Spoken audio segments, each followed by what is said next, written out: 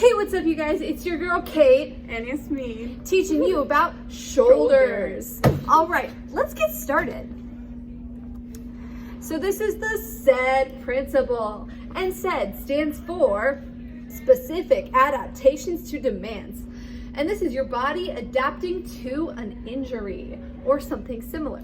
For example, if a part of your body undergoes a lot of shock, like say you're a jumper, your bones in that area may become denser and more fortified. And myositis ossificans, which is when if you're getting a lot of blows to say your hand, like a catcher would, then your body will send little bone cells and create a calcium deposit right there. And so your body's like, it protects against blows better, but it's ultimately worse off in the long run. So it's kind of a win-lose situation there.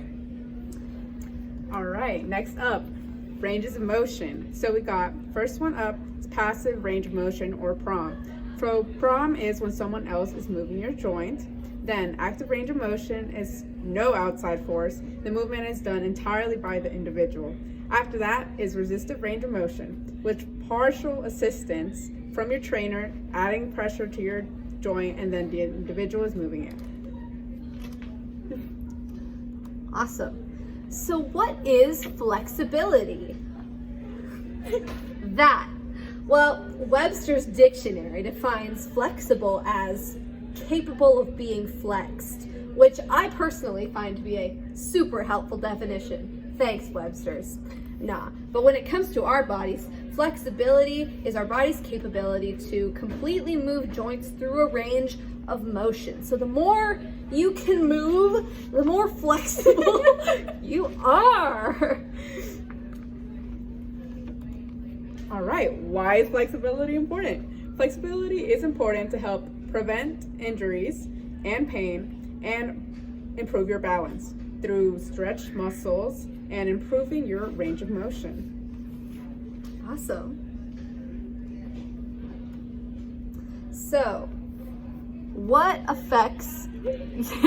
structures affect your flexibility and range of motion? Well, first off, most biggest thing, muscles, of course. And you can stretch your muscles. So for example, if you want more flexible hips, you can stretch your hip flexors by going like this or like this. And then eventually you'll have a wider range of motion in your hip.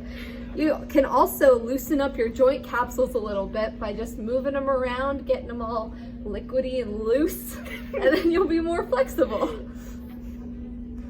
All right, anatomical movements, what are they? So your anatomical movements are as a mobile joint of the body.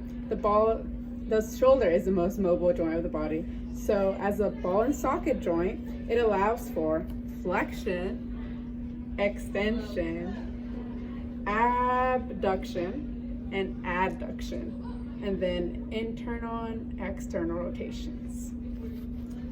Okay, now, so what does the shoulder do? Well, it has an immense range of motion, as mentioned. The shoulder can do adduction, flexion, abduction, internal rotation, extension, 360-degree circumduction, and external rotation. The shoulder also allows for scapular, like the scapula, it's back here.